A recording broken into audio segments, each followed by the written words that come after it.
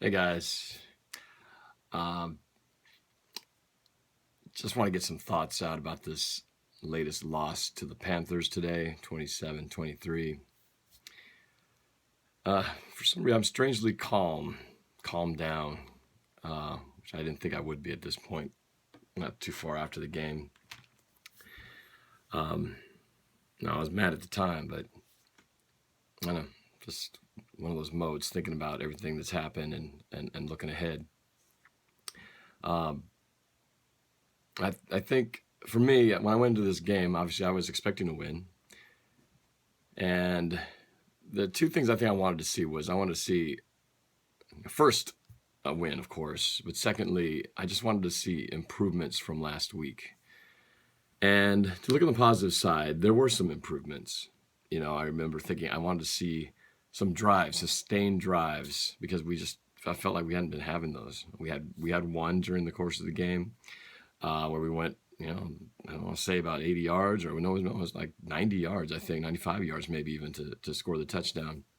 And so that was a positive to me. We got turnovers. We got pressure on the quarterback. Had a little trickery in there with the flea flicker, which was feeling on top of the world when we got that amazing play from beast mode to back to Wilson to Lockett, who fought like crazy to get that ball. That was amazing. And Jimmy Graham stepping up, making some plays. I just felt like you were seeing the chemistry building there. So those are all good positives. But of course, there were plenty of negatives to go there as well. Mainly just not being able to close out, the fourth quarter, almost in the same exact fashion as last week. I mean, we played 3 solid quarters of football, and for whatever reason, in those final, I think it was like 8 or 9 minutes left in the game. I remember we were up by 9 points.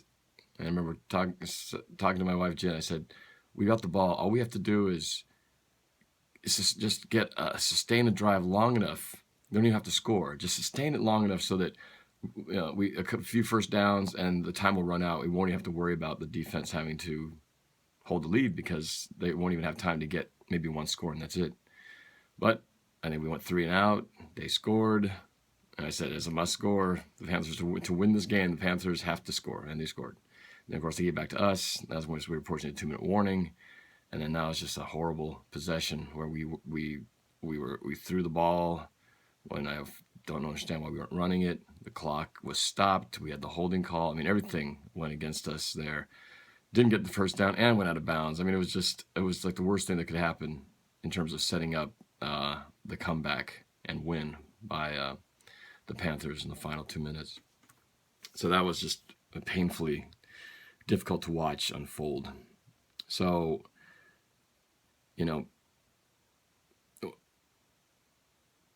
who do we put the blame on? I mean, I feel like it's just like last week. I mean, you could say the defense lost the game because they're the ones who gave up 14 points in those last 2 drives.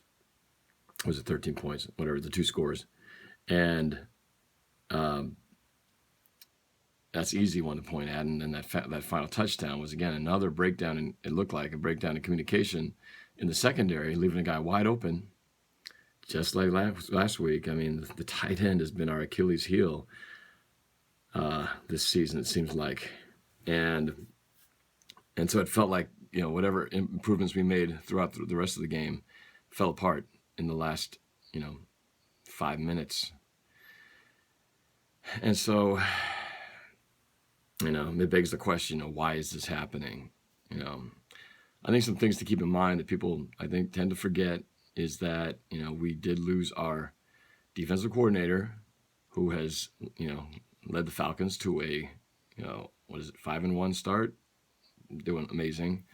And with the Falcons, Dan Quinn.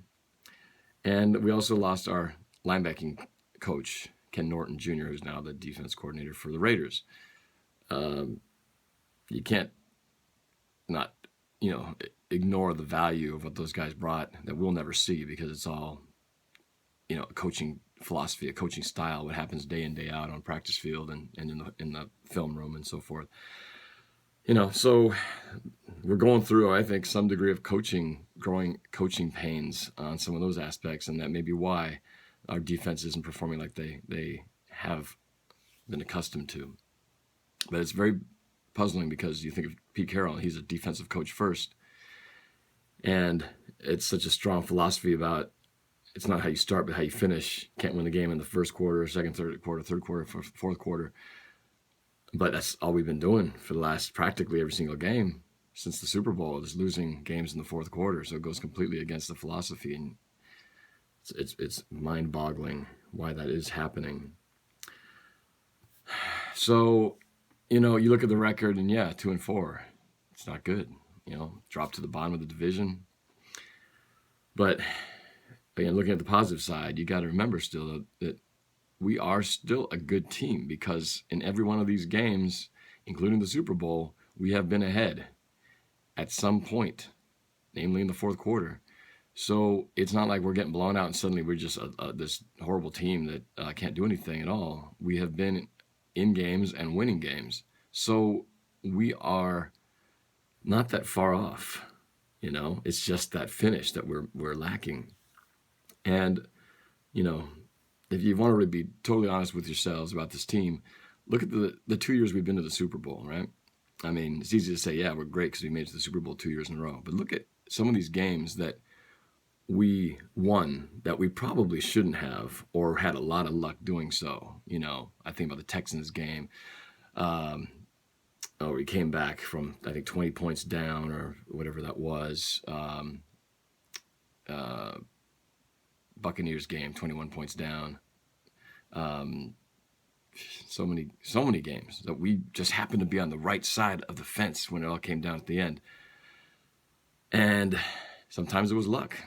And I feel like this year, we're getting a taste of what it's like to be on the other side of the fence. It's like, that's how close that edge is. It's one play, it's one first down, it's one completion that maybe we got last time that we're not getting here.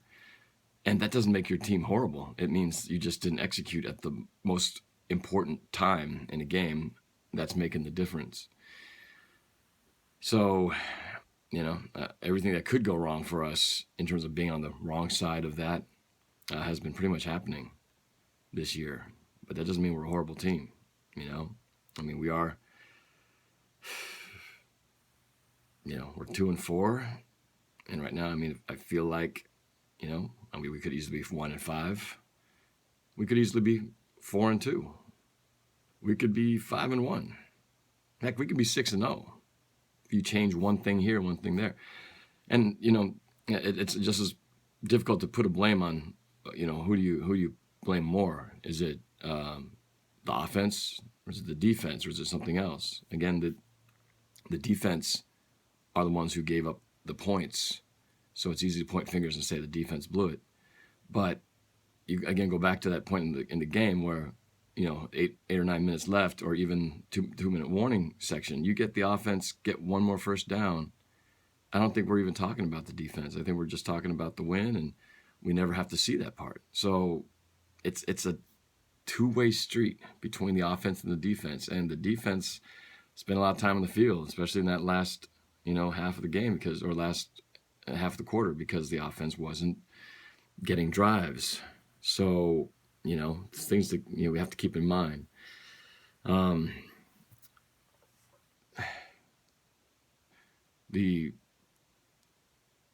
Why is the tight ends getting so open? Why are we getting ripped for 10, 15, 20 yards at a time against what's supposed to be the LOB? With 3 out of the 4 defensive backs,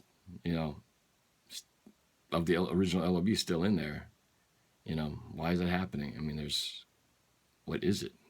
A lot of people want to point the finger at Kerry Williams. I don't know if is he the sole problem. We didn't have Bobby Wagner. I know that was a factor too. Maybe we would have had a little bit better coverage on tight end, maybe. Hard to say, but you can't put your excuses on injuries. Everybody's got them. So what's tough about this, is that we can recognize the problems. We know the problems. The offensive line is still not protecting enough. defense isn't stopping where we need to get stops. We're not converting third downs when we need to get third downs converted. It's easy to recognize what we're not doing, but what's hard is trying to find the solution. You know,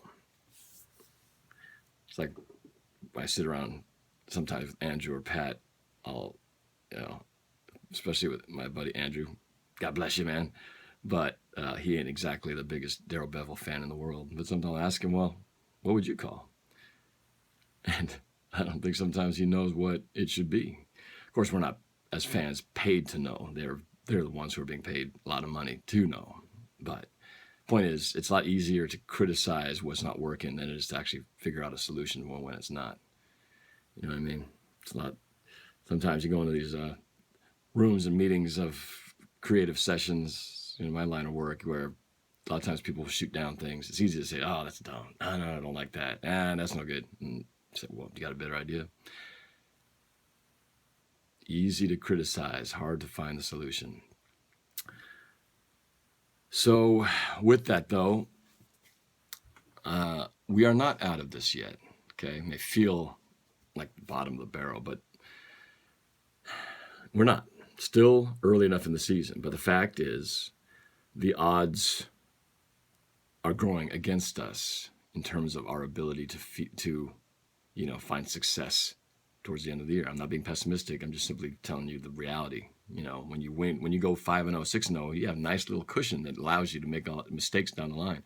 But when we start out and you already got 4 losses on your belt, it makes the room for the margin of error very small. So that's just the reality, folks. So we can't afford to slip much more because we'll simply run out of margin for error. So pressure is on, for us to get this, get things fixed. But I think more than that, the big picture, and I guess that really got me thinking, was, this is kind of a new situation for everybody, for the team, and especially for the fans. This is a test. This is a test to see what kind of team we have, what kind of coaches' resilience do we have, what kind of fans do we have, what kind of fan are you, what kind of fan am I, what kind of fans are the 12s made of right now, because we haven't been tested like this in a while. We've been kind of spoiled by having such great winning football for the last 2-3 years. Playoffs have been almost an assumption. And now, it's a test to see how we handle adversity. And winning is great. Everybody's cheering and high-fiving and patting each other on the back when you win. But when you lose, all of a sudden everybody's got a different mindset, different approach. People get a little salty, a little bit argumentative and defensive. And what I found is, to answer that question, like, what kind of fan are you? There's 2 kind of fans out there. It generally seems like there's the I believe in the Seahawks, win or lose, 12 to the end. Let's just move on to the next game. Okay, and then there's the other side, which is like the ultra-critical side, which is they need to fire Bevell, they need to dump the offensive line, it's garbage, Graham was a waste of a trade, blah, blah, blah, blah, blah. So that's kind of the other side. So for me, I guess I'm somewhere in the middle, I'm loyal to my team, I always will be. I continue to support them, and when I'm in the stands, I'm going to do my job and make as much noise as I can to help my team out when the time is right. But I'm also not the kind of fan that's just simply going to not question anything and just go, well, I trust in everything they do, and so whatever they say is good for me, I'm just moving on. You have to look in the mirror sometimes and see what's happening, what needs to be fixed, what's right and what's wrong, so you can improve things, right? I mean, it's kind of the same way in life, right? If we all just kind of went through life and just said, hey, I know everything, I don't need to change anything, I'm going to just do what I do, well, we'd never improve, right? So it's kind of the same thing as fans supporting our team, because we all want to feel like we understand what our team is doing good and bad. And when things go wrong, we want to feel like we understand what it is. And sometimes it means asking tough questions. So when I ask a question of, well, who do I feel the blame falls more on, the offense or the defense, or on this particular player? It's not that I'm criticizing our team and losing faith in the team or not supporting them, but it's simply asking questions of what do we need to do to fix it? Okay, so I just see a lot of people, sometimes they start offering out their ideas or thoughts or reactions to things, and people just start to get on them like, hey, we don't need you in here like that. If you don't believe in the team, just get out of here. You're not true 12.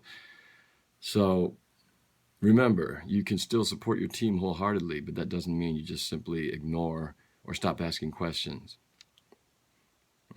So